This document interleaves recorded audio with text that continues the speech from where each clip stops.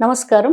ఇప్పుడు మనం రోజు పేపర్స్‌లో తరచుగా వినేటటువంటి వార్త హైడ్రా పలానా చోట నిర్మాణాలను కూల్చివేసింది. పలానా చోట్ల జేబీఎస్‌లు తీసుకువెళ్ళి టోటల్‌గా కట్టడాలు ధ్వంసం చేసిందని చెప్పేసి మనము వింటూ ఉన్నాము డైలీ. అసలు ఈ హైడ్రా అంటే ఏంటో ఒకసారి మనం అందరం కూడా కొంత నాలెడ్జ్‌ని మనము సంపాదించుకుందాం. హైడ్రా అంటే Hyderabad disaster resolution assets protection agency అని అర్థం అన్నమాట.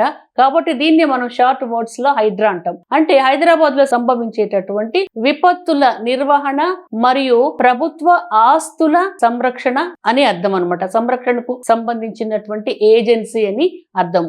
అంటే ఈ హైడ్రా యొక్క పని ఏంటంటే ఏదన్నా నేచురల్ కెలామిటీస్ లేక నేచురల్ డిజాస్టర్స్ ఏర్పడినప్పుడు తగినటువంటి చర్యలు తీసుకొని పరిరక్షణ చర్యలు చేపట్టడము. అంటే ఏదైనా కరువు కాటకాలు సంభవించినా, తర్వాత భూకంపాలు వచ్చినా, తర్వాత ఫైర్ యాక్సిడెంట్స్ అయినా, లేకుంటే విపరీతమైన వర్షాలు వచ్చి చాలా చోట్ల నష్టం వాటిల్లినా, అలాంటి సమయంలో అలాంటి విపత్కర పరిస్థితులలో అందరినీ చక్కగా ఆ విపత్కర పరిస్థితులను చక్కగా నిర్వహించి ఆ ప్రజలకు తగినటువంటి సహాయం చేసి తగినటువంటి చర్యలు చేపట్టేటటువంటి అధికారము ఈ హైడ్రాకు ఉన్నది. హైడ్రా అనేది స్వయం ప్రతిపత్తి గల స్వతంత్ర సంస్థ అండి.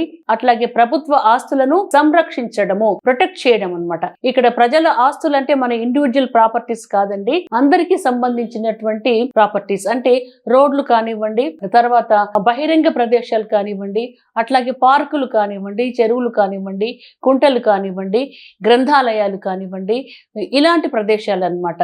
కొన్ని కమ్యూనిటీ హాల్స్ కానివ్వండి, ఇలాంటివి అన్నమాట.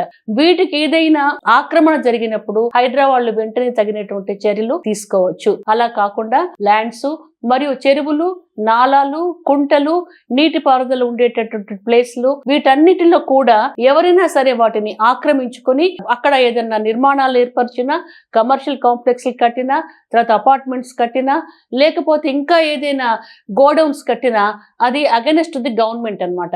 కాబట్టి వీటన్నిటినీ పరిరక్షించి ప్రభుత్వం యొక్క ఆస్తి పాస్తులను సంరక్షించేటటువంటి బాధ్యత, ప్రొటెక్ట్ చేసేటటువంటి బాధ్యత హైడ్రాకు గవర్నమెంట్ వాళ్ళు అప్పగించడం జరిగింది.